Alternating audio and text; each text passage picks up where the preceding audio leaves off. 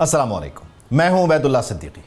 America को अपने दो बड़े मुतालिबात से पीछे हटना पड़ गया। 12 अरब डॉलर के मुंजमद असासों की वापसी और अमरीकी पसपाई। क्या ईरान सिर्फ अद्वियात और बुनियादी सामान खरीदेगा या व्हाइट हाउस को तेहरान की हर शर्त मानना पड़ेगी? खबर यह है कि अमेरिका ईरान से तिजारत के लिए तैयार हो गया है। अमेरिका ईरान की टीमों के दरमियान अहम मामलात पर तकनीकी मुज़ाकरात जारी हैं। ईरानी स्पीकर बाकिर कालिबाफ कहते हैं कि 12 अरब के मुंजमद असासे वापस मिलने का इम्कान है, जबकि जेडी वेंस ने कहा कि अमेरिका ईरान को फंड्स कैश की सूरत में नहीं देगा, बल्कि ईरान को अमेरिकन फार्म फूड की शक्ल में मसनूआत जो हैं वो दी जाएंगी, ईरान को ये ख़रीदना होंगी। उधर ईरान के मरकज़ी बैंक के गवर्नर अब्दुल नासिर हिम्मती कहते हैं कि ईरान पर कोई ऐसी पाबंदी या शर्त आयद नहीं है कि वो मुंजमद फ़ंड सिर्फ अमरीकी ज़रई मसनूआत ख़रीदने के लिए इस्तेमाल करे, बल्कि उनका कहना है कि हम क्वालिटी देखेंगे, क्वालिटी के हिसाब से तय करेंगे। इब्तदाई 6 अरब डॉलर बुनियादी ज़रूरियात की अशिया और अद्वियात की ख़रीदारी के लिए इस्तेमाल की जा सकती हैं, ये अलबत्ता वो कन्फर्म करें। ईरानी नायब वज़ीर ख़ारजा काज़िम गरीबाबादी के मुताबिक अमेरिका के साथ तकनीकी मुज़ाकरात मुकम्मल हो चुके हैं और अगला मरहला एक आला सतह कमेटी की निगरानी में शुरू होगा। इन मुज़ाकरात के लिए 4 वर्किंग ग्रुप्स कायम किए गए हैं जो पाबंदियों के ख़ात्मे, जोहरी मामले, मुआशी तरक्की और इसके नफाज की निगरानी करेंगे। दूसरा, ईरान से अमन मुआहदे को लेकर अमरीकी सदर ट्रंप जो 2 बड़े दावे करते रहे, उस हवाले से अमरीका को पीछे हटना पड़ा। ट्रंप का दावा था कि ईरान आबना हुर्मुज़ से टोल नहीं लेगा, लेकिन ईरानी स्पीकर कालिबाफ ने ओमान का अहम दौरा किया है ताकि आबना हुर्मुज़ पर टोल मैनेजमेंट के मामले को, टोल वो जो था उसको अब मैनेजमेंट फ़ीस में कन्वर्ट कर दिया गया है और ये भी 60 दिनों पर लागू नहीं होगा। 60 दिन के बाद जो मैकेनिज़्म बनेगा अब वो चलेगा, तो यहाँ टोल से लैंग्वेज चेंज हो गई। दूसरा, ट्रंप ये भी कहते थे कि ईरान को अफज़ुदा यूरेनियम को ख़त्म करना होगा या किसी तीसरे मुल्क के हवाले करना होगा या अमरीका ईरान से इसे ले जाएगा, लेकिन इससे भी अमेरिका को आप कह लीजिए कि एक कदम पीछे हटना पड़ा। अरब मीडिया को इंटरव्यू में नायब वज़ीर आज़म इसहाक़ डार ने कहा है कि ईरान यूरेनियम को मुल्क से बाहर नहीं भेजेगा, बल्कि इसकी अफजूदगी की सतह कम करेगा। दूसरा, ईरान अब इसको कन्फर्म कर रहा है कि वो आलमी एटमी एजेंसी को रसाई देगा, IAEA का एक्सेस बहाल हो जाएगा। मुआहदे में अल्फाज के रद्दो-बदल से या डिप्लोमेसी में जो अल्फाज को बदला गया है, इसने सारी चीज़ों को बदल कर रख दिया है। अमरीकी सदर भी राज़ी हैं, ईरान भी जो है वो नाराज़ नहीं है, उसका भी कोई एतराज़ नहीं है। दूसरी तरफ इस सब के बीच जारियत पसंद इसराइल अमन मुआहदे को नाकाम बनाने के मिशन पर है, जो किसी भी मुआहदे और अमेरिका की तरफ से लगाई गई पाबंदियों को मानने से इनकारी है। गज़ा में जंगबंदी हुई, गज़ा अमन पीस बोर्ड बना, ये मुआहदा तय पाया कि गज़ा पर बमबारी नहीं होगी, मगर गज़ा में इसराइल की खिलाफ वर्जियाँ जारी हैं, इस मुआहदे की खिलाफ वर्जियाँ जारी हैं। अक्टूबर से अब तक गज़ा में इसराइली कार्रवाइयों में 1020 से ज़ायद अफराद शहीद हुए हैं, जो इस जंग में शहीद होने वाले 73,000 अफराद के अलावा हैं। एक और महाज लबनान का है, जहां इसराइल जुनूबी लबनान के बहुत से इलाकों पर कब्जा कर चुका है। जंगबंदी के बावजूद इसराइली हमले जारी हैं, जबकि लबनानी हुकाम के मुताबिक 4000 से ज़्यादा अफराद हलाक और 10 लाख से ज़्यादा बेघर हो चुके हैं। लबनानी आवाम को इस सारे प्रोसेस पर एतमाद भी नहीं है। तकरीबन 92% लोग शाकी हैं और लबनान और जो इसराइल है उसके मुज़ाकरात वाशिंगटन में होने जा रहे हैं। ये 23 से 25 जून तक मुतवक्के हैं। दूसरा, इस जंग के बाद सबसे अहम मामला पाकिस्तान के लिए, ज़ाहिर हम तो साले से हैं, हमने इतनी बड़ी जंग रुकाई है और हमारे लिए एजाज़ की बात है कि हमारे यहाँ मेहमान आ रहे हैं। ये पाकिस्तान का मसूद पेज़ेश्कियान का इस सारी सूरत हाल में पहला दौरा है। पाकिस्तान की सालिसी के किरदार का एतराफ़ है। मसूद पेज़ेश्कियान आए हैं, उनके हमरा एक हाई पावर वफ्द है। इसमें न सिर्फ मुलाकातें हो रही हैं, बल्कि गैस पाइपलाइन जो कि एक अरसे से तात्तुल का शिकार है, उस समय दीगर अहम मामलात पर पेशरफ्त का इम्कान है। साथ ही साथ पाकिस्तान का जो सालिसी का किरदार है, वज़ीर आज़म, नायब वज़ीर आज़म, मोहसिन नकवी, फील्ड मार्शल, इन सब को सलाम पेश करने के लिए, इस किरदार को सराहने के लिए, शुक्रिया अदा करने के लिए मसूद पेज़ेश्कियान ख़ुद यहाँ मौजूद हैं, बल्कि साथ ही साथ ईरान की पार्लियामेंट जो है वो इज़हार तशक्कुर कर चुकी है। ईरान के अवाम क्या जज्बात रखते हैं वो सबको मालूम है, किसी से ढकी छुपी बात नहीं है। इस सब को हम इन डिटेल डिस्कस करने जा रहे हैं। मुझे ज्वाइन करें अहमद हसन अल अरबी। अहमद हसन अरबी साहब, बहुत शुक्रिया। यकीनी तौर पर मामलात जो हैं वो बड़े इंटरेस्टिंगली चेंज हुए हैं और कमोबेश ईरान जिस नुक्ते पे पहले दिन था आज भी वहीं है, बस लैंग्वेज चेंज से चीज़ें जो हैं वो थोड़ी सी डिफ्यूज़ हुई हैं, अमेरिका के लिए वर्केबल बना दी गई हैं। जैसे टोल जो है वो मैनेजमेंट फ़ी में कन्वर्ट हो गया, डिस्ट्रक्शन की धमकियों से अब ट्रेड तक आ गए मामलात, और वहीं साथ ही साथ जो है बुनियादी तौर पर नो यूरेनियम से IAEA का एक्सेस तक आ गया, यूरेनियम भी बाहर नहीं जा रहा, बूट्स ऑन द ग्राउंड तक की धमकियाँ थीं। तो अमेरिका ने सारा कुछ ही तकरीबन कह लीजिए सरेंडर कर दिया है और सारा कुछ जो है वो ईरान को दे दिया। अब इस सारी सूरत हाल में ट्रंप का टेक अवे क्या है अपनी पब्लिक के लिए, अपने फॉलोअर्स के लिए, और जेडी वेंस किस बुनियाद पे अपनी कैंपेन चलाएंगे? دیکھیں، میں شاید اس اسٹیٹمنٹ کے ساتھ مکمل طور کے اوپر شاید اگری نہ کر سکوں کہ امریکہ نے سب کچھ جو ہے وہ ایران کو دے دیا. یہ جنگ دونوں کے لیے ڈسٹرکشن تھی، اور دونوں کے انٹرسٹ میں یہ بات تھی کہ اس جنگ کو اوائڈ کیا جا سکے. امریکہ کے لیے جو ڈونلڈ ٹرمپ کا نعرہ تھا میک امریکہ گریٹ اگین کا، اور یہ سارا کچھ کہ میں مڈل ایسٹ کی جنگوں سے امریکہ کو نکالوں گا، لیکن حقیقت میں ایسا ہوا کہ انہوں نے مڈل ایسٹ کے اندر جو ہے وہ جنگوں کے اندر انوالو ہوئے جب یہ جنگ شروع ہوئی ایران والی.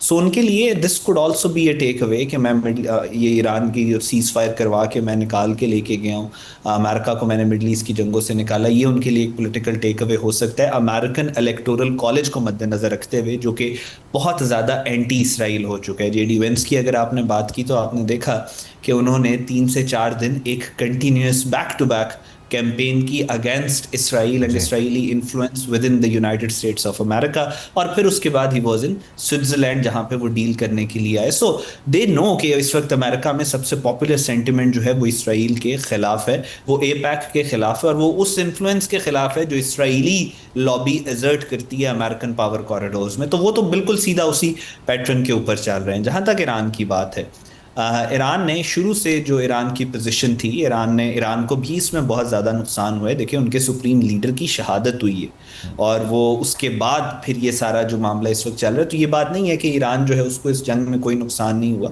اور اس کے ساتھ ساتھ جو ایرانینز ہیں ان کا جو سینکشنز اور اکنامک ایسپیکٹ تھا شروع سے، اس کے اوپر بہت زیادہ فوکس تھا، تو اس کے اوپر انہوں نے وہ لیوریج لیا ہے پولیٹیکلی. اس کے اوپر امریکہ نے لیوریج لیا. اوور آل یہ پہلی دفعہ اس طریقے سے مڈل ایسٹ کے اندر ہو رہا ہے کہ ایک ویسٹرن پاور اور مڈل ایسٹرن پاور کے درمیان میں ون ون سچویشن کا سینیریو جو ہے وہ ایمرج ہوتا ہوا نظر آ رہا ہے، ورنہ it has always been a zero some game. اچھا، اس میں احمد بنیادی طور پہ صورتحال یہ بھی ہے نا کہ وہ امریکہ جو کہتا تھا کہ ظاہر ہے سینکشنز ہیں، ایران ٹریڈ نہیں کر سکتا، ایران نے اپنا سروائیول ڈھونڈ لیا.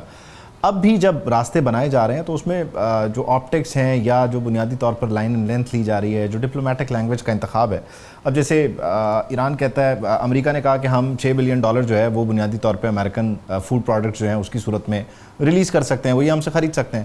ایران آگے سے جواب دے رہا ہے، سینٹرل بینک نے کہا ہے کہ ہم دیکھیں گے کہ پروڈکٹس کی کوالٹی کیا ہے، دین ہم ڈیسائیڈ کریں گے کہ ہمیں لینا ہے یا نہیں لینا. تو یہ اس میں جو ایران نے اپنے لیے اسپیس کریٹ کیا ہے، اتنا اسپیس امریکہ کا شروع میں تو رہا ہوگا لیکن وہ اسکویز ہو گیا، بلکہ آخر تک آتے آتے تو آلموسٹ کرش ہو گیا. جی، میں وہی آپ سے عرض کہہ رہا ہوں کہ اس میں دیکھیں آپ ایک ایسپیکٹ کے اوپر یا اکانومی اور فائنانس کے ایسپیکٹ کے اوپر آپ پوری لارجر پکچر کو اگنور نہیں کر سکتے. باقی ساری چیزیں اپنی جگہ پہ ہیں، لیکن امریکہ کی جو اسٹریٹجک سپیس یا امریکہ کا جو پاور سٹرکچر یا اس کا جو انفلوئنس موجود ہے، وہ ابھی بھی اس طرح سے نہیں جس طرح اس جنگ سے پہلے تھا، لیکن وہ بالکل ہی ختم نہیں ہوا. ہم اگر یہ کہیں کہ ایران اس وقت جو ہے ڈومینیٹنگ پوزیشن پہ ہے اور امریکہ ڈومینیٹنگ پوزیشن پہ نہیں ہے، تو میں شاید اس کے ساتھ کمپلیٹلی اگری نہ کر سکوں، knowing and understanding the influence power structure اور امریکہ کا جو ڈپلومیٹک ملٹری اور اکنامک انفلوئنس ہے پوری دنیا کے اوپر. ہاں، لیکن اس وقت امریکہ کی جو انٹرنل پالیٹکس ہے وہ ایک بہت پرائمری ڈرائیور ہے ان ساری پالیسیز کا، جو کہ آپ کو اس وقت امریکن ڈپلومیٹس گراؤنڈ کے اوپر کرتے ہوئے نظر آ رہے ہیں. جہاں تک ایرانینز کی بات ہے، یہ جو ریٹرک آپ کو نظر آتا ہے کہ ہم پہلے دیکھیں گے اور وہ نہیں دیکھیں، ان کا ایک سپریم لیڈر ہے جن کی شہادت ہوئی ہے، ان کا انہوں نے جنازہ کروانا ہے.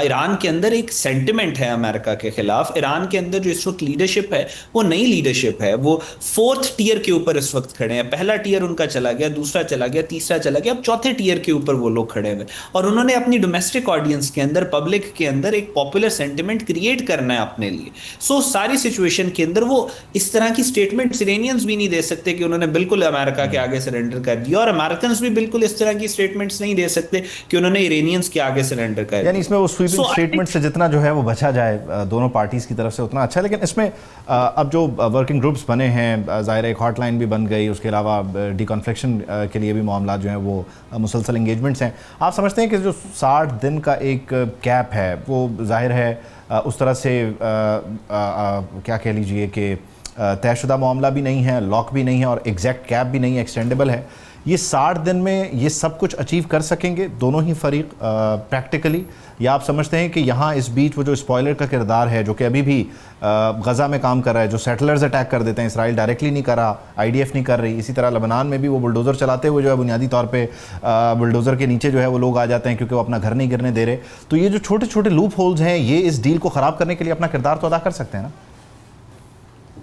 دیکھیں جہاں تک سپوائلرز کی بات ہے، از نو ڈاؤٹ کہ اس جنگ کے اندر جو سپوائلرز تھے وہ عام طور پہ اس طرح کے سپوائلرز ہوتے نہیں ہیں جنگوں کے درمیان میں. پورے کے پورے ملک تھے جو ایک سپوائلر کا کردار ادا کر رہے تھے، اور اس کا لیکن اس وقت ریالٹی یہ ہے کہ یہ جب جنگ شروع ہوئی تھی اس وقت 2 پرائمری ایکٹرز تھے اس جنگ کے، ایک ایران تھا اور ایک اسرائیل تھا. پھر امریکہ تیسرا پرائمری ایکٹر بن گیا. 1 مہینہ گزرا تو امریکہ اور Iran became the primary actors, Israel became a secondary actor. پھر 1 مہینہ اور گزرا، آفیشیلی اسرائیل بیکیم اے سپوائلر. تو اسرائیل کی جو اسٹریٹجک اسپیس تھی وہ شرنک ہو کے ایک سپوائلر کی سی رہ گئی. سپوائلر کو عام طور پہ انٹرنیشنل ریلیشنز کی جب ہم گفتگو کرتے ہیں ڈسکورس میں اس کو ایک گالی سی سمجھا جاتا ہے. تو اسرائیل کی جو اسٹریٹجک اسپیس ہے وہ متواتر شرنک ہوتی چلی جا رہی. سپوائلر کا کام ہی یہ ہے کہ اس نے ڈیلز کو سپوائل کرنا ہے، اس نے لوگوں کو ملکوں کے درمیان میں دوبارہ جنگیں کروانی ہیں. وہ جو سپوائلر سپیس اسرائیل کے پاس فیبرری میں تھی، مارچ میں تھی، اپریل میں تھی، اب وہ اتنی زیادہ نہیں ہے. ہاں ہرڈلز کاز کر سکتا ہے. آپ نے دیکھا کہ جب یہ ڈیل سائن ہونی تھی اس سے پہلے انہوں نے لیبنان والا جو اسرائیل نے سارا معاملہ کیا، اس کے بعد آپ نے دیکھا کہ تو اس میں تھوڑا بہت ہرڈل کریٹ ہو گیا، ہکپ کریٹ ہو گیا، سپیڈ بریکر آ گیا. لیکن سپوائلر کے پاس اب وہ کیپیسٹی اور کیپیبلٹی نہیں ہے کہ وہ دوبارہ سے ان دونوں ملکوں کو جنگ کروا سکے یا ایگزسٹینشل تھریٹ کریٹ کر سکے اس پیس ڈیل کے لیے. جب ہمارا وہ جو انیشیٹو تھا کہ ہم نے جو الیکٹرانکلی اس پیس یا ایم او یو کے اوپر سگنیچرز کروا لیے، تو وہ آفیشیلی ہم نے امریکہ اور ایران کے اوپر ذمہ داری ڈال دی کہ جو بھی سپوائلر دنیا میں جہاں پہ بھی موجود ہے اس کے انفلوئنس کو ختم کرنے کی ذمہ داری اور رسپانسبلٹی اب پرائمری ایکٹرز کے اوپر ہے، ایران کے اوپر ہے اور یو ایس کے. اچھا، اس میں ایک نیا فنومینا ہے ظاہر ہے جو ہم سیٹلرز کی میں نے بات کی ہے. آپ سمجھتے ہیں کہ ایک طرف پراکسیز ڈیفینیٹلی ایک ایگزسٹنگ چیلنج تھا، اس کی اونرشپ ہے کبھی نہیں ہے، وہ ایک انڈر دا شیڈو کام کر رہے ہوتے ہیں. اسی طرح یہ جو سیٹلرز والی نئی ٹرم ہے جیسے انٹرنیشنل میڈیا اب اسی طرح بیان کرتا ہے کہ جی سیٹلرز نے جو ہے وہ ایسکلیٹ کر دیا، سیٹلرز نے جو ہے وہ فائر اوپن کر دیے. تو یہ اب پرائمری رول پلے کر رہے ہوں گے یہاں پہ، جو کہ پہلے سیکنڈری تھا. اب انہیں بنیادی طور پہ امریکہ ایران پرائمری رول سے ہٹ کے یہاں پر اس جنگ میں پھر وہ احمد الشرع کی بات ہو جاتی ہے، لبنان میں حزب اللہ کو ختم کرنے کے لیے شیعہ سنی کانفلکٹ، اور یہ جو ایک نئی طرح کی لڑائی ہے یہ یہاں پہ آپ کو لگتا ہے کہ یہ پنپے گی؟ دیکھیں جہاں تک ایران اور یو ایس کی بات ہے تو میرا نہیں خیال یہ سیکنڈری ہی رہیں گے. پرابلم یہ ہے اس وقت کہ آپ ایران کے مڈل ایسٹ کے اندر پورے سٹرکچر کی ری امیجننگ کی بات کر رہے ہیں. مڈل ایسٹ کے اندر بہت زیادہ کمپلیکیشنز ہیں اور ہر چیز ایک دوسرے کے ساتھ کنیکٹڈ ہے.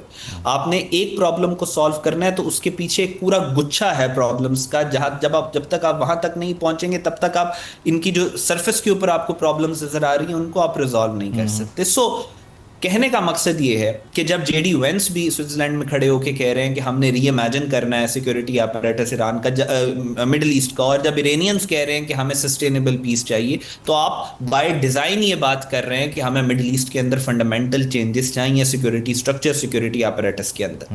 تو جب آپ اتنے بڑے پیمانے کے اوپر چینجز کی بات کر رہے ہوتے ہیں پھر یہ جو سارے سیکنڈری ایکٹرز ہیں کسی نہ کسی سٹیج پہ جا کے یہ پرائمری بنیں گے. سو مطلب میرا جو what I'm trying to say is کہ یہ ابھی اس حد تک امپیکٹ شاید کاز نہ کریں کیونکہ ابھی تو ہم بالکل جنگ سے باہر نکلے ہیں، سیز فائر ہوئی ہے، ایک ہم امن کی طرف جا رہے ہیں. دوبارہ جنگ میں جانے کا ان میں کیپیسٹی اس وقت شاید ابھی اس سٹیج کے اوپر نہیں ہے، لیکن لیٹر ایٹ سم سٹیج جب آپ ری امیجن اور ری اسٹرکچر کرتے ہیں مڈل ایسٹ کا سیکورٹی اپریٹس تو آپ کو ہر ایشو کو کمپریہنسولی سالو کرنا پڑے گا. اچھا، واشنگٹن میں جو مذاکرات اسرائیل لبنان کے درمیان ہونے جا رہے ہیں ہم سمجھتے ہیں کہ وہ فروٹفل رہیں گے، اور ظاہر ہے کیونکہ پرائمری ایکٹرز جو ہیں وہ آپس میں بیٹھ چکے ہیں اور اسرائیل لبنان کو بھی اگر بٹھا دیا جائے گا تو وہاں پر بھی معاملہ سنبھل جائے گا.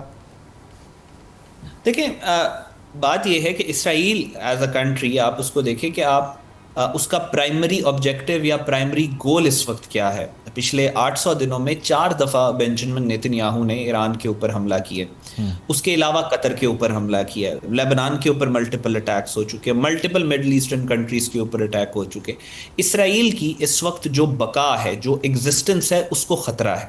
خطرہ کس بات سے؟ خطرہ اس بات سے ہے کہ یہ گریٹر اسرائیل کے کانسیپٹ پہ پورے یورپ سے جو انہوں نے لا کے لوگوں کو یہاں پہ آباد کیا کہ ہم گریٹر اسرائیل بنائیں گے، ابھی 70-80 سال ہو گئے ہیں، انہوں نے کہا کہ پوری دنیا کی سپورٹ ان کے ساتھ ہے، یو ایس ان کے ساتھ ہے، برٹش امپائر ان کے ساتھ ہے، یورپ ان کے ساتھ ہے، اس کے باوجود 80 سالوں میں ان کا جو جغرافی ہے وہ پاکستان کے 2 بڑے شہروں سے زیادہ بڑی نہیں ہو سکی۔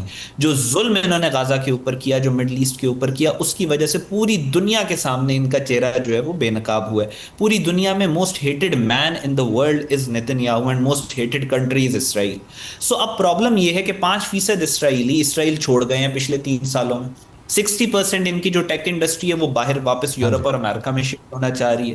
سو ان کو ایک ایگزسٹینشیل کرائسس ہے۔ نیتن یاہو کو، بل کلنٹن کے الفاظ ہیں، وہ کہتا ہے کہ نیتن یاہو، یہ جو مڈل ایسٹ میں جنگیں ہو رہی ہیں صرف اس وجہ سے ہو رہی ہے کہ نیتن یاہو اقتدار میں رہ سکے۔ سو اسرائیل کے لیے اس وقت جنگیں کرنا اور ایک اینیمی کا نوشن کریٹ کر کے رکھنا کہ ہم مظلوم ہیں، ہمیں خطرہ ہے، تو اس کے لیے بہت زیادہ، اس کے سروائیول کے لیے ضروری ہے۔ سو اسی وجہ سے وہ لبنان کے ساتھ بیٹھے یا ایران کے ساتھ بیٹھے یا کسی اور مڈل ایسٹ کنٹری کے ساتھ بیٹھے، نہیں لگتا کہ وہ اپنی سپوائلنگ ایکٹیویٹیز کو روک سکتا ہے۔ بہت امپورٹنٹ آج کا دن ہے، ظاہر ہے ایرانی صدر اس ساری صورتحال میں پہلی بار تہران سے نکل رہے ہیں اور پاکستان آ رہے ہیں۔ پاکستان کے ساتھ ایران کے عوام کا، پارلیمان کا جو محبت کا اظہار ہے پاکستانی قیادت کے ساتھ، کیا وزیر اعظم، نائب وزیر اعظم محسن نقوی، فیلڈ مارشل، تو ظاہر ہے بہت امپورٹنٹ ہے۔ اور یہ جب سینکشنز ہٹتی ہیں تو اس تناظر میں بھی پاکستان کے لیے بہت امپورٹنٹ ہو جاتا ہے۔ نیکسٹ ڈور نیبر، تیل کے اثاثوں کے ساتھ، گیس پائپ لائن جو آپ کی رکی ہوئی تھی، تو یہ ہر لحاظ سے اب وہ ٹائم آ گیا ہے کہ جہاں پر آپ ایران کے ساتھ کھل کر تجارت بھی کر سکتے ہیں اور اپنے جو حقیقی تعلقات ہیں اس کا کھل کر اظہار مزید بماغ دہل کر سکتے ہیں۔ جی بالکل، دیکھیں مڈل ایسٹ کے اندر اگر ایران کے اوپر سے سینکشنز ہٹتی ہیں تو جو اکنامکلی یہ چیزیں بہت زیادہ بینیفیشل ہوں گی، صرف ریجن کے لیے نہیں، اس کے گلوبل امپیکٹس ہوں گے۔ ایران آئل ریسورسز کے حساب سے ایک بہت طاقتور ملک ہے، اور ظاہر ہے کہ اس کے اوپر سے جب سینکشنز ہٹیں گی تو پوری جو انڈسٹری ہے، پورا ریجن جو ہے وہ اس سے افیکٹ ہوگا۔ Pakistan obviously because Pakistan played a very vital role Iranians کو جہاں سے پاکستان نے نکالا ہے، جس طریقے سے پاکستان ان کے ساتھ شانہ بشانہ کھڑا رہا ہے، یہ بھائی پچھلے 70-80 سال میں تاریخ کا طالب علم ہوں، انٹرنیشنل ریلیشن کا طالب علم ہوں، میرا نہیں خیال کہ کوئی ملک اس طریقے سے کسی اور ملک کے ساتھ کھڑا ہوا ہے انکنڈیشنلی۔ پاکستان نے جو کیا وہ ہم نے اس وجہ سے کیا، جو فیلڈ مارشل کا رول تھا، جس طریقے سے پاکستان کی لیڈرشپ نے، پولیٹیکل لیڈرشپ نے اس جنگ کے اندر وی وینٹ آل ان اس کو روکنے کے لیے۔ اس کی وجہ یہ تھی کہ مسلمان آپس میں ایک دوسرے کا گلا نہ کاٹے۔ جو آڈٹ یینون کا یینون پلان تھا کہ جس میں اس نے کہا تھا ہم نے 2 مسلمان ممالک کو آپس میں لڑوانا ہے، پھر گریٹر اسرائیل کی اسپیس کریٹ ہوگی، ہم نے اس کو روکنے کے لیے کیا۔ اٹ واز انکنڈیشنل، ہمارا کوئی اپنا انٹرسٹ اس کے اندر فائنینشیل یا اکنامک نہیں تھا۔ لیکن اب کیونکہ سچویشن بہتر ہو رہی ہے، سینکشنز جو ہیں وہ ان کے ایران کے اوپر ختم ہو گئی ہیں، لیکن جو پاکستان نے کیا ہے that is far beyond the economic benefits this deal, اور وہ بہت چھوٹی ہو جاتی ہے جو اکنامی کی بات ہے اس کانٹیکسٹ۔ بہت شکریہ Ahmed Hassan Al Arabi, thank you for joining us. Program میں ایک بریک شامل کرتے ہیں، بریک کے بعد واپس آئیں گے۔ Welcome back. 5 ماہ تک بل قومی اسمبلی میں رہا، 20 اراکین پارلیمنٹ نے جائزہ لیا لیکن بل روکا کسی نے نہیں۔ سوال یہ ہے کہ کیا اسمبلی نے بغیر پڑھے یہ بل منظور کر دیا؟ عوامی مفاد کے خلاف بل عوامی نمائندوں کے ذریعے آخر منظور ہوا تو ہوا کیسے؟ متنازع ٹیلی کام بل پر نہیں، پارلیمانی کارروائی پر اب سوال اٹھ رہے ہیں۔ وفاقی وزیر قانون اعظم نذیر تارڑ کی زیر صدارت ٹیلی کام کمپنیوں کو شہریوں کی جائیدادوں تک آزادانہ رسائی کے متنازع بل کا جائزہ لینے والی کمیٹی کا ان کیمرہ اجلاس پارلیمنٹ ہاؤس میں ہوا، جس کے بعد اعظم نذیر تارڑ اور وزیر برائے آئی ٹی شہزاد فاطمہ خواجہ نے گفتگو کرتے ہوئے کہا کہ نجی جائیداد پر قبضے یا زبردستی ٹاورز لگانے کا کوئی ارادہ نہیں ہے۔ یہ کمیٹی وزیر اعظم شہباز شریف نے ٹیلی کمیونیکیشن بل 2026 کا جائزہ لینے کے لیے قائم کی ہے۔ اس 11 رکنی کمیٹی میں سینیٹر شہری رحمان، وفاقی وزیر برائے I T, attorney general Pakistan, secretary I T اور نامور قانونی ماہرین شامل ہیں، لیکن قابل غور بات یہ ہے کہ اس کمیٹی میں اپوزیشن سے کوئی رکن شامل نہیں، بلکہ وزراء اور بیوروکریٹس اس کا حصہ ہیں، اور یہ وہ لوگ ہیں جن پر بل کی متنازع شقیں ٹیلی کام کمپنی کی ایما پر شامل کرنے کا الزام ہے۔ یہ بل بجٹ اجلاس کے دوران آیا ہے، پاکستان ٹیلی کام ری آرگنائزیشن امینڈمنٹ بل 2026 اس کا نام ہے، اور یہ منظور بھی ہو گیا۔ اس پر بھی سوال ہو رہا ہے کہ اس ہنگام کے بیچ یہ آیا تو آیا کیوں؟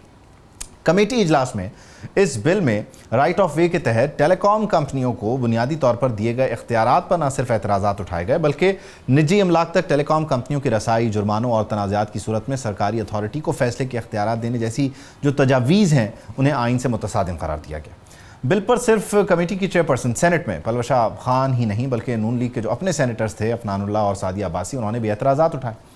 سوال یہ ہے کہ قومی اسمبلی جہاں یہ بل مہینے تک رہا، جس کی 20 ارکان پر مشتمل انفارمیشن اینڈ ٹیکنالوجی کمیٹی ہے، اس نے اس کا جائزہ لیا، اسے یہ متنازع شقیں نظر کیوں نہیں آئیں؟ اس کمیٹی میں تحریک انصاف کے چیئرمین بیرسٹر گوہر بھی ہوستے ہیں، لیکن ظاہر ہے کیونکہ انہوں نے اسٹینڈنگ کمیٹیز کا بائیکاٹ کیا ہوا ہے تو وہ آئے ہی نہیں سرے سے۔ اپوزیشن کا عوامی مفاد میں قانون سازی میں اہم کردار ہوتا ہے۔ وزیر خزانہ نے بھی ابھی کچھ دنوں پہلے یہ بجٹ اجلاس میں ہی کہا ہے کہ پی ٹی آئی ارکان کی تعریف کرتے ہوئے کہ آپ کمیٹیوں میں واپس آئیں کیونکہ گزشتہ سال جو آپ نے تجاویز دی تھیں وہ بڑی زبردست تھیں اور ہم نے آپ کو مس کیا۔ وزیر خزانہ کا کہنا بالکل درست ہے کہ پارلیمان میں ایسی کمیٹیاں ہی فلٹر کے طور پر کام کرتی ہیں، چھنی ہوتی ہیں اور اس چھنی سے گزر کر یہ معاملات آگے جاتے ہیں، لیکن وہ کلیکٹیو وزڈم والی جو شیزہ فاطمہ خواجہ صاحبہ کی بات ہے وہ بڑی حیران کن ہے کہ وہ یہ کلیکٹیو وزڈم یہاں 5 مہینے میں ہمیں نظر آیا تو آیا کیوں نہیں۔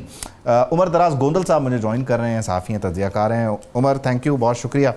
بنیادی طور پہ ظاہر ہے پارلیمان میں بھی انسان بیٹھے ہوئے ہیں، غلطیاں انسانوں سے ہوتی ہیں، منسٹری میں بیٹھے ہوئے لوگوں سے غلطی ہو گئی ہوگی، اس کے بعد وزیر برائے آئی ٹی سے غلطی ہو گئی ہو۔ مجھے تو اس چیز کو پروسیس کرنے میں حیرانی ہو رہی ہے کہ پارلیمان کی جو کمیٹیز ہیں جن کا کام ہی یہی ہے کہ فلور پر ظاہر ہے وہ اپنے معاملات کو ایڈریس کرتے ہیں، لیکن بیک اینڈ پہ جو قانون سازی کے مرحلے میں وہ کنٹریبیوٹ کرتے ہیں، وہاں اس فلٹر نے کام ہی نہیں کیا اور یہ پاس ہو کے سینٹ پہنچ گیا۔ اور اگر سوچیں کہ سینٹ سے بھی یہ پروسیس ہو جاتا تو آج ہم کہاں کھڑے ہوتے ہیں؟ تو وہ جو کلیکٹیو وزڈم والی بات ہے وہ یہاں پہ کوئی ہمارے لیے اطمینان کا باعث نہیں ہے بلکہ پریشانی کا باعث بن رہی ہے اب۔ ویسے بہت شکریہ۔ دیکھیں یہ کوئی پہلا موقع نہیں ہے جب پاکستان کے اندر اس قسم کی قانون سازی ہوئی ہو یا وہ جہاں پہ پبلک انٹرسٹ کا میٹر ہو اس کو اس طرح سے اگنور کیا گیا ہو۔ دیکھیے نا کہ اسٹینڈنگ کمیٹی کا مطلب یہ ہوتا ہے کہ وہاں پہ ایک ان پٹ ہوتی ہے، ایک ہیلدی ڈیبیٹ ہوتی ہے اور تمام جو اسٹیک ہولڈرز ہوتے ہیں ان کے ان پٹ لیے جاتے ہیں۔ یہ پورے کا پورا میٹر جو ہے وہ بڑا ایمبیگوس قسم کا ہے، جہاں پر خاص تعیناتی سے لے کر اور پھر اس میں تاثر یہ ہے کہ ٹیلی کام سیکٹر جو ہے اس کو بھی بالکل ایسٹ انڈیا کمپنی جیسے اختیارات دیے جا رہے ہیں۔ شاید یہ بہت سخت لفظ ہو لیکن یہ اگر آپ نے اسٹینڈنگ کمیٹی سے پاس کروا کے اور اس کے بعد قومی اسمبلی سے پاس کروا لیا، اور اس پہ سوال سب پہ ہے۔ دیکھیے پیپلز پارٹی پہ سوال ہے، مسلم لیگ نون پہ سوال ہے اور دیگر تو تمام فریقین اس اسمبلی کے اندر موجود ہیں اور وہ اسٹینڈنگ کمیٹی کے اندر موجود تھے یا پارلیمنٹ کے اندر موجود ہیں، ان سب پہ سوال ہے کہ آیا آپ نے پڑھا ہے یا نہیں پڑھا۔ اس کے اوپر میں آپ کو ایک انٹرسٹنگ فیکٹ یہ بتانا چاہتا ہوں۔ ڈاکٹر ذوالفقار بھٹی ان کے ایک ایم این اے ہے سرگودا سے، وہ اس کمیٹی کے ممبر ہیں۔ چند روز پہلے وہ میرے ساتھ شو میں تھے اور انہوں نے یہ انکشاف کیا، آن ریکارڈ وہ موجود ہے۔ ان کا جی ہمیں جو اسٹینڈنگ کمیٹی کے اندر بریف کیا گیا اور پھر جو مسودہ آیا وہ ایک نہیں ہے۔ آپ اس سے اندازہ لگائیے کہ یہ کیا میٹر، پھر اس کی ٹائمنگ بڑی امپورٹنٹ ہے۔ ایسے معاملے کے دوران جب بجٹ چل رہا ہو تو عموماً یہ ہوتا ہے کہ باقی سارے کے سارا بزنس روک دیا جاتا ہے اور جو فائنینشیل معاملات ہوتے ہیں، فائنینس بل ہوتا ہے، اس کے اوپر یا تو فائنینس کمیٹی کی میٹنگ چل رہی ہوتی ہے یا ایک ڈیبیٹ چل رہی ہوتی ہے۔ آپ نے جب یہ کیا، جب آپ کی اپنی گورنمنٹ کا یہ بندہ کہہ رہا ہے کہ جناب دیکھیں ہمیں اسٹینڈنگ کمیٹی کے اندر الگ سے بریف کیا گیا اور اس کے بعد جو ہے چونکہ گورنمنٹ کا بل ہوتا ہے تو گورنمنٹ کا بل تو پھر پاس ہو جاتا ہے، اس کا مطلب یہ ہوا کہ بل پڑھا نہیں جاتا، اس کا مطلب یہ ہوا کہ ہیلدی ڈیبیٹ نہیں ہوتی جو کہ ہونی چاہیے۔ لیکن اب آگے چلتے ہیں، جی ہو گیا سو ہو گیا، جس طرح سے معاملہ آیا۔ اب جس طرح سے اعظم نذیر تارڑ صاحب کل تاثر دے رہے تھے کہ یہ صحافیوں نے خبر بنا دی ہے، بھائی اگر صحافیوں نے خبر بنا دی ہے تو پھر آپ بتائیں کہ 11 رکنی کمیٹی جو ہے وہ کیسے آپ نے بنائی ہے، اس کا مقصد کیا ہے؟ پھر بہت سارے سوالات ہوں گے۔ پھر سوال ہوگا کہ آئی ٹی کی جو منسٹری ہے اس کے جو سیکٹری صاحب ہیں، آخر ایسی کیا ضرورت پڑی ہے کہ ان کو براہ راست آپ اس گریڈ کے اندر لے کر آئے ہیں، آپ نے ان کو سیکٹری تعینات کیا ہے، ان کا ٹیلی کام سیکٹر سے کیا تعلق ہے؟ دیکھیں پاکستان کے اندر اوورآل ہمارے ہاں کوئی اتنے زیادہ ریگولیٹرز بہت اچھے طرح سے کام نہیں کرتے، یہاں پر بہت سارے ایسے سیکٹرز ہیں جو کارٹل کی طرح کام کرتے ہیں۔ میں ان کو یہ نہیں کہہ رہا، لیکن بہرحال ہمارے ہاں اس قسم کی بہت سارے خدشات موجود ہیں۔ جب یہ چیزیں ہوں گی، اور یہ کوئی بل آج کا نہیں ہے، یہ کافی ٹائم سے پینڈنگ تھا۔ آپ حیران ہوں گے کہ امین الحق صاحب جب آئی ٹی کے منسٹر تھے، یہ اس وقت سے پینڈنگ چلا آ رہا ہے، تو اچانک اس کو لایا جانا، پھر اس پہ مجھے لگتا ہے عمر آپ ظاہر ہے کیونکہ پارلیمنٹ کی راہداریوں سے خبر کو تلاش کر رہے ہوتے ہیں، پھر آپ الٹا میڈیا کو بلیم کریں۔ یہ 5G اسپیکٹرم کے دنوں میں 5G اسپیکٹرم کے دنوں میں کہیں میں نے یہ سوال پلوشہ صاحبہ سے پوچھا، انہوں نے کہا کہ یہ کارپوریٹ مفادات ہیں۔ 5G اسپیکٹرم کے دنوں میں مجھے لگتا ہے کچھ اوور کمٹ کر گئی گورنمنٹ، تبھی اس کو بڑا کوئکلی ایگزیکیوٹ کروانے کے چکروں میں رہی ہے، اور خیر وہ سینٹ میں فلٹر لگ گیا پکڑ میں آ گیا. اور خود شیزہ فاطمہ خواجہ نے کہا کہ غلطیاں ہیں. 27B کوئی جو ہے وہ حلوے کی دکان تو نہیں بتا رہی, وہ تو یہ بتا رہی ہے کہ آپ کا جو گھر ہوگا وہ بنیادی طور پر آپ کا رہے گا ہی نہیں, اور اگر آپ نے کمپلائنس نہ شو کی تو آپ گئے, آپ جرمانہ بھی دیں اور جگہ بھی دینی پڑے گی.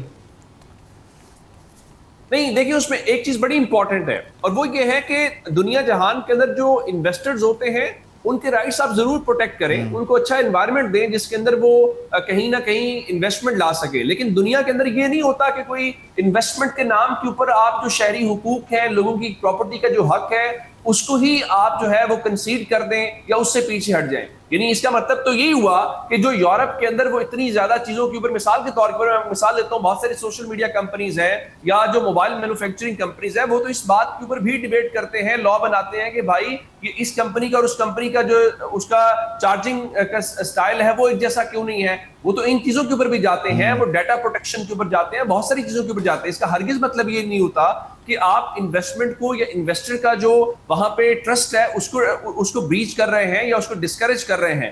آپ ایٹ دی اینڈ لوگوں کے لیے جواب دہ ہیں, ایٹ دی اینڈ آپ نے لوگوں کے مفادات کا تحفظ کرنا ہے. اچھا, اس میں ایک چیز بڑی امپورٹنٹ اور ہے عمر, یاد کے اوپر کہ دیکھیں, ہاں یہ بات ٹھیک ہے, میں آپ کو مثال دینا چاہتا ہوں. اگر آپ کو یہ بہت ہی شوق ہے, آپ کہتے ہیں پاکستان کے اندر انٹرنیٹ اچھا ہونا چاہیے, پاکستان میں ٹیلی کمیونیکیشن کا انفراسٹرکچر بہت بہتر ہونا چاہیے, اسلام آباد میں بیٹھ کر, لاہور میں بیٹھ کر, کراچی میں بیٹھ کر اس وقت پاکستان کے اندر واٹس ایپ کال کرنا ایک عذاب ہے. آپ بتائیں کہ آپ جو 5G کی پہلے آلریڈی سہولت دے رہے ہیں, 4G کی دے رہے ہیں, وہ کیسی آپ کی چل رہی ہے, وہ بینڈ ویڈتھ اور ان ساری چیزوں پہ تو ہم بات کرتے رہتے ہیں. مجھے ایک چیز, میرا ایک اور بنیادی سوال ہے, اس میں بنیادی سوال ایک یہ بھی اٹھتا ہے کہ دیکھیں حکومتی ارکان سے غفلت ہوئی, MQM اس کمیٹی میں, نون لیگ ہے, پیپلز پارٹی ہے, اسی کمیٹی میں پاکستان تحریک انصاف کے یعنی وہ جو آزاد ارکان ہیں, ٹھیک ہے, پاکستان تحریک انصاف کے حمایت یافتہ فلور پر وہ اپنی ساری سیاسی باتیں کرتے ہیں. یہ ایک اہم موقع ہے کہ وہ بھی اس وقت اسٹینڈنگ کمیٹیز کی طرف دھیان دیں اور واپسی کا راستہ لیں, کیونکہ انہوں نے یہ کنٹریبیوشن دینا ہے, یہاں اپوزیشن کرنی ہے تبھی یہ بندھے گا. اور یہ جو سلسلہ جو ہے یہاں, یہ آپ کہہ لیجئے معذرت کے ساتھ کہ ایک آزادی حاصل ہے, وہ آزادی کو روکیں گے نا اس چیز کو, یہ ان کا بھی تو کام ہے, وہ بھی تو نہیں ہے. نہیں, یہ بڑا رائٹ پوائنٹ آف ویو ہے, اور میں نے کل اس کے اوپر لکھا بھی, اور میں نے کہا یہ آدھا تیتر اور آدھا بٹیر نہیں جل سکتا.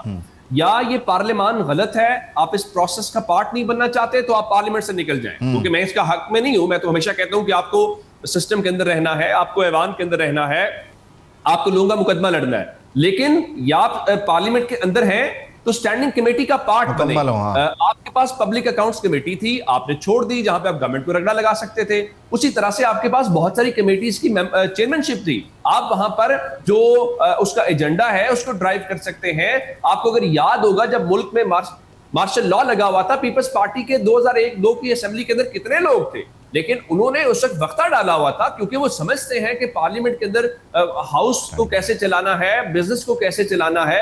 جب آپ اس طرح نعرے لگائیں گے تو پھر آپ پبلک کا مقدمہ نہیں لڑ سکیں گے. آپ کو یا پارلیمنٹ کے اندر بیٹھنا ہے تو اسی طرح سے بیٹھنا ہے پورے پروسیس کا پارٹ بن کے کہ آپ اسٹینڈنگ کمیٹیز کا پارٹ ہوں, وہاں پہ گورنمنٹ کو یا جو بھی لیجسلیشن ہو رہی ہے وہاں پہ کنفرنٹ کریں, آپ اپوزیشن ہے. دوسری صورت میں اگر آپ نے نکلنا ہے تو پھر صرف کلی طور پر آپ نکل جائیں, یہ بنیادی طور پر درمیان کا راستہ. ہاں نہ آپ نے, بہت شکریہ عمر, تھینک یو فار جوائننگ اس. یقینی طور پر اتنی ذمہ داری حکومت پر ہے, اتنی ہی ذمہ داری اپوزیشن پر ہے, اور یہ ہاؤس میں جو فلور پہ آپ کو لوگ نظر آ رہے ہوتے ہیں, ان کا کام یہاں آ کر سیاسی تقریریں کرنا, اپنے لیڈران کی واہ جو ہے بیان کرنا نہیں ہوتا, بلکہ بیک اینڈ پہ جو اسٹینڈنگ کمیٹیز کا کام ہے, جو لیجسلیشن ہے اس کے لیے کنٹریبیوٹ کرنا ہوتا ہے. اس طرف بھی توجہ دیجیے اور سارے دیجیے, تب جا کے اس طرح کے جو متنازع قوانین ہیں ان کا ہم راستہ روک سکیں گے. بریک شامل کرتے ہیں, بریک کے بعد واپس آئیں گے. Welcome back. پولیس اہلکار کی شہادت پر, لاش پر رقص, اسلحے کی سپلائی اور اسلام آباد پر لشکر کشی کا پلان. چیف سیکرٹری اور IG آزاد کشمیر نے ریاست کے خلاف مورچہ بند اس مسلح جتھے کے پیچھے کن شرپسند عناصر کو بے نقاب کیا ہے, اس کا تفصیلاً جائزہ لیتے ہیں. آزاد کشمیر میں امن و امان قائم رکھنا حکومت کی اولین ترجیح ہے. کالعدم جوائنٹ ایکشن کمیٹی کے اقدامات سے ریاست میں امن خراب ہوا, یہ کہنا کسی اور کا نہیں بلکہ چیف سیکرٹری آزاد جموں کشمیر کا ہے, جنہوں نے IG آزاد کشمیر کے ہمراہ ایک پریس کانفرنس کی. چیف سیکرٹری نے کالعدم ایکشن کمیٹی کی طرف سے اسلام آباد پر لشکر کشی کا حوالہ دیتے ہوئے کہا کہ اس کے لیے لوگوں کو اسلحہ پہنچایا گیا ہے. انہوں نے کہا کہ جو معاملات قابل عمل تھے ان پر عمل درآمد ہوا, جائز مطالبات پورے ہونے کے باوجود احتجاج کا راستہ اختیار کیا گیا. مہاجرین کی 12 سیٹوں کو احتجاج کے لیے جواز بنایا گیا ہے. چیف سیکرٹری آزاد جموں کشمیر نے مزید کہا کہ مظفر آباد اور میرپور ریجن کے عوام نے हुकूमत का भरपूर साथ दिया है, ताउन किया है। जबकि आईजी पुलिस आज़ाद कश्मीर लियाकत अली मलिक ने कहा है कि नौजवानों को रियासत पर असलहे के साथ हमला करने के लिए तैयार किया गया। शरपसंद अनासर आज़ाद कश्मीर का अमन दाव पर लगा रहे हैं। रावलाकोट में एक बड़ा हादसा भी प्लान किया गया। पुलिस वाले को शहीद करके लाश पर रक्स किया गया। इस्लामाबाद पुलिस के एहलकार का शनाख्ती कार्ड देख कर उस पर तशद्दुद किया गया। लियाकत अली मलिक ने मजीद कहा कि पुलिस सिक्योरिटी इदारों के एहलकारों पर हमले किए गए, आर्मी के शोहदा के बारे में नामुनासिब अल्फाज इस्तेमाल किए गए। मजीद कहते हैं कि चंद मखसूस शरपसंद एजेंडे पर काम कर रहे हैं, एक मखसूस एजेंडे पर कारबंद हैं और एक मुसल्लह जत्था रियासत के खिलाफ मोर्चा बंद है। सब डिस्कस करने जा रहे हैं। मुझे ज्वाइन करें ब्रिगेडियर रिटायर्ड मसूद अहमद साहब। ब्रिगेडियर साहब, thank you for joining us, बहुत शुक्रिया आपके वक्त का। ब्रिगेडियर साहब, बड़ा हैरान कुन मामला भी है और वहीं साथ ही साथ बड़ा ही ब्लैक एंड वाइट है, साफ़ सुथरा मामला भी है कि कौन किस तरफ है और कौन क्या कर रहा है। लेकिन इसमें बड़ी हैरान कुन और परेशान कुन बात यह आई है कि वो पैटर्न जो हम बलूचिस्तान में देखते हैं कि आप लोगों का शनाख्ती कार्ड चेक करें, उस पर एड्रेस देखें और उसके बाद आप लोगों पर तशद्दुद करें और उनसे जीने का हक़ छीन लें, वही सेम पैटर्न जो है वो यहाँ पर इन लोगों की तरफ से अपनाया जा रहा है आज़ाद जम्मू कश्मीर में कि इस्लामाबाद का पता है या पंजाब का पता है तो वो वाजिबुल कत्ल है। ये ज़ाहिर है ब्लूप्रिंट है किसी और का और साफ पता चलता है कि ऑपरेट कर कौन रहा है, ये ब्रेन चाइल्ड है किसका। तो देखें, बिल्कुल कोई शक ही नहीं है। और जिस तरह बलोच यकजहती कमेटी थी उसके पीछे भी राह थी, इसी तरह ये अवामी जॉइंट एक्शन कमेटी इसके पीछे भी रहा है। और जो ये चार का टोला है, basically they are getting narratives या उनको सपोर्ट जो आ रही है वो वहीं से आ रही है। और आप देखें ना कि जिस तरीके से सिस्टमेटिक तरीके से दे वर लॉन्च 2023 में, और जिस तरीके से उनको बताया गया था कि आपने इनिशियल फोकस करना है ऑन सिविक ग्रेवेंसेस और डेली जो मसले हैं उन पर फोकस करें एंड सब्सिक्वेंटली आप एक्सप्लॉइट करें। और जो फिर फंड्स आ रहे थे यूनाइटेड किंगडम से और वहाँ पे सो कॉल एक पीपल्स यूनाइटेड फ्रंट पार्टी थी, उसके जरिए पैसा आ रहा था, पीछे सरा की फंडिंग थी।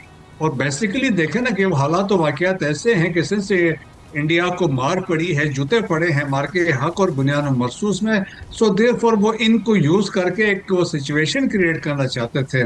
तो देयरफॉर देखें कि ये जो चार का टोला था अब यहाँ आके आउट ऑफ 39 जो 38 थे, डिमांड से 35 हो गए और एक चीज पे आके अभी बैठे हैं। और उनका क्या ऑब्जेक्टिव है कि जी 12 महाजरीन की सीटें नहीं होनी चाहिए। वो महाजरीन जिन्होंने पाकिस्तान आने के लिए कुर्बानियाँ दी, अपने कत्ल गारत हुआ और इसके अलावा पाकिस्तान में आके मुख्तलिफ जगहों पर आबाद हुए, 25 लाख के करीब ये लोग हैं। सो कश्मीर के काज से देखें अगर ये दे आर लिंक्ड, सो पाकिस्तान ये कैसे कर सकता है? पाकिस्तान इखलाकी तौर पे भी ये नहीं कर सकता है और लीगली भी ये नहीं कर सकता है। अगर ये जत्था चाहता है कि दे वांट टू रिवर्स ये जो बुनियादी तौर पे मुझे लगता है कि ये वो जो 2019 का इकदाम है भारत का, जहाँ पे वो जाहिर है स्पेशल स्टेटस ख़त्म कर दिया, फिर वो आबादी का तनासब बदलने की मुसलसल कोशिशों में है, ये उसका आप कह लीजिए एक रिबटल है कि वो यहाँ पे इस हवा को भड़काना चाहता है या इस आग को जो है वो दहकाना चाहता है कि बुनियादी तौर पे अगर आप इसको मानते हैं तो ये आपके लिए नुकसानदेह है और नहीं मानते तो भी आपके लिए ये ख़तरे का निशान बना हुआ है। तो ये उस इक़दाम का कि यहाँ पर आप कश्मीरियों के अंदर इंटरनल रिफ्ट क्रिएट कर दें कि वो तुम वहाँ वाले और हम यहाँ वाले हैं, या ये मुझे लगता है कि इसकी बुनियाद ये है। जी हाँ, बिल्कुल ऐसा ही है। देखें ना कि आप अगर आप देखें ना वो Kashmir Indian illegal occupied Jammu and Kashmir में वहाँ की लीडर्स भी आप देखें, अली गिलानी आखिर दम तक पाकिस्तान का नारा लगाते हुए इंतकाल कर गए हैं। शब्बीर शाह कहाँ पे है, यासीन मलिक कहाँ पे है, मुसरत आलम भट्ट कहाँ पे है, और ख़वातीन लीडर है आसिया इंदिराबी, नाहिदा, फहमीदा, इनको तो सजाएं हुई हैं, ड्रैकोनियन लॉज हैं और वहाँ भी ह्यूमन राइट्स की वायलेशन से अब्यूज़ हैं। और वहाँ के हालात देखें और यहाँ पे देखें कि आपको तमाम चीज़ें हैं यहाँ पे मैसर है, इसके बावजूद जब आप इस तरह की चीज़ें करते हैं तो मेरा ख्याल में आप किसी एजेंडे पे, किसी नैरेटिव पे चल रहे हैं। सो मेरा ख्याल उस पॉइंट ऑफ व्यू से देखें कि क्या ये कश्मीर के आज़ाद जम्मू कश्मीर के खैर ख्वाह हैं, क्या उनके वेलफेयर के लिए कर रहे हैं? तो मेरा ख्याल में ऐसा बिल्कुल भी नहीं है। और जिस तरीके से देखें ख्वाजा आसिफ ने बड़ा राइटली ही सेड जब उन्होंने बात की कि आइन के आर्टिकल 5 को देखना चाहे, जिसमें बात होती है लॉयल्टी है पाकिस्तान से, लॉयल्टी है, obedience to the constitution of Pakistan है, उसके अंदर रहते हुए आपने बात करना है। لیکن جب آپ بات کرتے ہیں فوج کے خلاف بات کرتے ہیں، فوج کے لیڈرز جو کمانڈرز ہیں ان کے خلاف نام لے کے ان کو بدنام کرنے کی کوشش کرتے ہیں، آپ سی ایم ایس پہ حملہ کرتے ہیں، آپ لوگوں کی جانیں لیتے ہیں، لاشوں کی بے حرمتی کرتے ہیں، آپ ہنڈریڈز کے حساب سے آپ پروٹیسٹ کرتے ہیں، ریلیز نکالتے ہیں، اور پھر آپ ایک بغاوت کے لیے انسائٹ کرتے ہیں لوگوں کو، اور تاکہ وہ لوگ جو ہیں اسپیشلی جو سولجرس ہیں کہ وہ ریوولٹ کرے، تو وہ میرے خیال میں دیٹ از ناٹ ایکسیپٹیبل. ایک جتھا بیٹھ کے ڈیسائیڈ نہیں کر نہیں کر سکتا ہے سکتا. اور یہ کہ تمام ہی لوگوں پاکستان کا یہی کہنا ہے کہ بنیادی طور پہ معاملہ سڑکوں پہ حل ہونے والا ہے نہیں. ٹھیک ہے، آپ کی بات پہلے بھی سنی گئی ہے، ابھی بھی آپ کو کوئی بات کرنی ہے تو سویلائزڈ مینر میں آپ انگیج کریں، یہ کوئی طریقہ نہیں. بہت شکریہ بریگیڈیئر صاحب، thank you so much for your time. یقینی طور پر بھارت جو ہے اس کی خواہش اور کوشش ہے کہ وہ اس طرف جو ہے وہ مشکلات کو کریٹ کرے، لیکن خیر اس کے اپنے جو انٹرنل چیلنجز ہیں وہ بھی کسی سے ڈھکے چھپے نہیں ہیں. نئی دلی کی سڑکوں پر مودی سرکار کے لیے خطرے کی گھنٹی ہے. ایک طنزیہ پوسٹ سے 40 لاکھ فالوورز کا سفر، جج کے بیان پر بھڑکنے والی کاکروچ جنتا پارٹی سراپا احتجاج ہے. شری لنکا، نیپال اور پھر حسینہ واجد کا انجام. کیا بنگلہ دیش کے بعد اب بھارت کی جنزی نسل بھی مودی کا اقتدار ہلا کر خطے کی سیاسی تاریخ کا رخ موڑنے جا رہی ہے؟ یہ وہ سوال ہے جو اس وقت پوچھا جا رہا ہے. جنزی بھارت کی نئی نسل ہے، وہی جنزی جسے کبھی صرف سوشل میڈیا کے نوجوان اور کبھی کیڑے مکوڑے کہہ کر تذلیل کی گئی. انہی نوجوانوں کی کاکروچ جنتا پارٹی اب سڑکوں پر ہے. مطالبہ واضح ہے کہ امتحانی پرچے لیک ہونے کے ذمہ داروں کا احتساب، بے روزگاری کا خاتمہ اور وزیر تعلیم کا استعفیٰ. نئی دلی کی جھلسا دینے والی گرمی بھی ان نوجوانوں کا حوصلہ نہیں توڑ سکی ہے. یہ نوجوان راتیں فٹ پاتھوں پر گزار رہے ہیں لیکن پیچھے ہٹنے کو تیار نہیں ہیں. ان کا نہ کوئی سیاسی بیک گراؤنڈ ہے، نہ کوئی بڑی مشہور و معروف سیاسی شخصیت، اور پھر اتنے جوشیلے نوجوان. سوال یہ ہے کہ آخر یہ تحریک شروع کیسے ہوئی؟ تو کاکروچ کی کہانی بڑی سادہ سی ہے. کسی سیاسی جلسے سے اس کا آغاز نہیں ہوا بلکہ ایک طنزیہ ریمارک سے اس کا آغاز ہوا، جب سپریم کورٹ کے جج سوریا کانت کے ایک بیان کو نوجوانوں نے اپنی توہین سمجھا. ایک نوجوان ابھیجیت دپکے نے سوشل میڈیا پر سوال اٹھایا کہ اگر سارے کاکروچ اکٹھے ہو جائیں تو کیا ہوگا. پھر سوشل میڈیا اکاؤنٹس بنے. ابھیجیت جو دپکے ہیں، ابھیشیک، ان کو لے کر جو ہے بھارت نے یہ کہا کہ ہمیں یہ حوالے کیے جائیں امریکہ سے. جب مارکو روبیو آئے ہوئے تھے تو بھارت کو اس حد تک برا لگا ہے. یہ سارے معاملات ہیں، اور اب یہ کاکروچز جو سڑکوں پہ ہیں، یہ نوجوان، یہ جینزی، یہ کسانوں کو بھی کہہ رہے ہیں کہ بھائی آپ بھی آ جائیں، کیونکہ آپ کے ٹائم پہ ہم نے آپ کا ساتھ دیا تھا، آپ کے بھی مسائل ہیں، آئے مل کر احتجاج کرتے ہیں. اب اس ساری صورتحال میں مودی سرکار پریشان ہے. کتنی پریشان ہے، کیا اس کا نتیجہ نکل سکتا ہے، اس کو ڈسکس کرتے ہیں. حامد خان مشرقی صاحب ہمیں جوائن کریں. بہت شکریہ مشرقی صاحب، تھینک یو فار ٹائم. بنیادی طور پہ اس ساری صورتحال میں ظاہر ہے آپ ایک بڑا نمبر جو موجود ہو آپ کی آبادی کا، نوجوان ہوں، اور وہ نوجوان جو فعال کردار ادا کر رہے ہوں، پڑھے لکھے بھی ہوں، انہیں آپ اوفینڈ نہیں کر سکتے. تو سپریم کورٹ کی طرف سے جو ریمارکس آئے وہ ظاہر ہے انہوں نے اس چیز کو بھڑکایا. بھارتی حکومت نے بھی پھر صحیح کیٹر نہیں کیا. تبھی آج دیکھیے کہ یہ مودی سرکار کے خلاف دلی کی سڑکوں پر ہے اور معاملہ بڑھتا چلا جا رہا ہے، رک نہیں رہا. بالکل. دیکھیے عبید، میں یہ سمجھتا ہوں کہ بلا شبہ بھارتی جو چیف جسٹس تھے ان کی طرف سے یہ ریمارکس تو تھے ہی بہت تحقیر آمیز اور غلط ریمارکس تھے. لیکن میں آپ کو حقیقت بتاؤں تو پچھلے 12-14 سال میں مودی سرکار نے بھی اپنے نوجوانوں کو کاکروچ ہی سمجھا ہے. ان کے کوئی مسائل حل نہیں کیے، نہ ان کی تعلیم کے حوالے سے، نہ ان کی روزگار کے حوالے سے. 16 سے 17 کروڑ جو صرف جین زی کے جو نوجوان ہیں وہ بے روزگار ہیں، اور ایسی بے روزگاری ہے جس کے اندر وہ شہروں کے اندر نہ گاؤں کے اندر نہ کہیں پر کوئی کام نہیں کر پا رہے. تیسری بات یہ ہے کہ جو بے انصافی ہے، جو کہ ایلیٹ کلاس ہے ادھر انڈیا کی، اس نے جو ہے وہ تمام ریسورسز پر ٹیک اوور کیا ہوا ہے.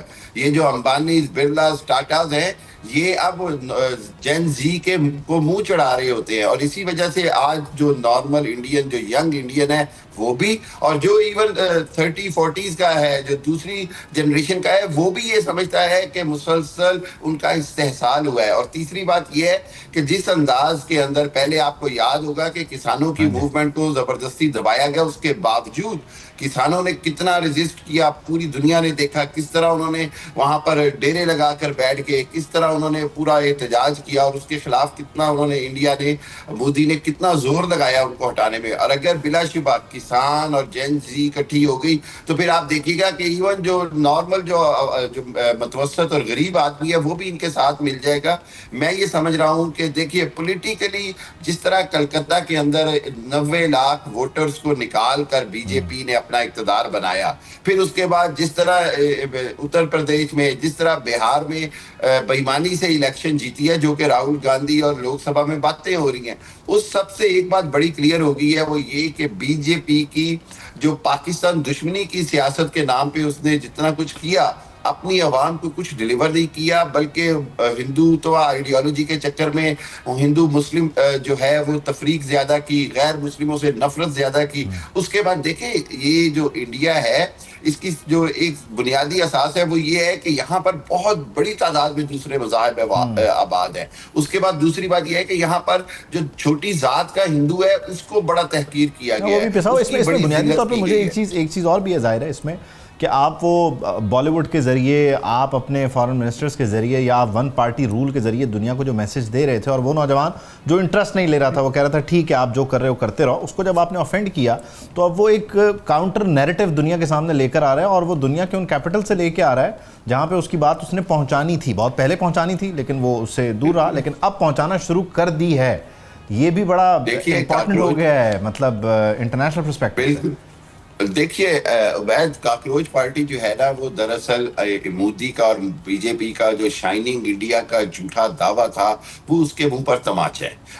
جو بی جے پی اور گودی میڈیا مل کر جو پورے اپنے ہی عوام کو بیوقوف بناتے ہیں. آپ کو پتہ ہے میں تو بار بار انڈین چینلز پہ ایک ہی بات کرتا ہوں کہ ہمیں تمہارے پروپیگنڈا سے فرق نہیں پڑتا, تم اپنی قوم کو اپنے عوام کو ڈیسیو کر رہے ہو, مس گائیڈ کر رہے ہو, جس کے نتیجے میں ایک دن یہ آتش فشاں ہے, یہ لاوا پھٹے گا. میں نے, آپ یقین کریں, پچھلے 4-5 سال سے ان کو کہہ رہا ہوں کہ آپ نے اپنی عوام کو کچھ نہیں دے رہے ہیں, آپ اپنی عوام کو غربت کی سزا سے بدترین طرف نیچے لے کے جا رہے ہیں. آپ کو پتہ ہے دنیا میں سب سے زیادہ مقروض جو کیلکولیٹڈ ملک ہے وہ انڈیا ہے, اور جھوٹ وہ پھر بولتے ہیں. پھر اس کے بعد جو 60% کے قریب لوگوں کے پاس آج بھی ایکسیس ٹو دا ٹوائلٹ نہیں ہے.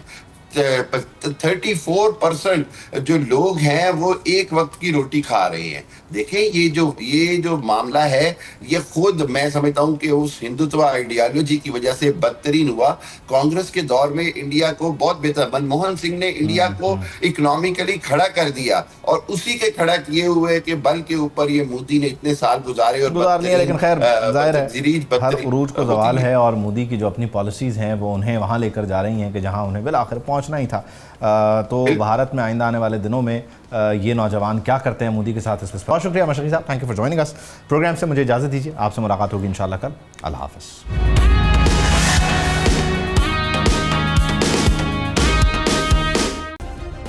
سبسکرائب کریں اور بیل دبائیں تاکہ کوئی خبر رہ نہ جائے.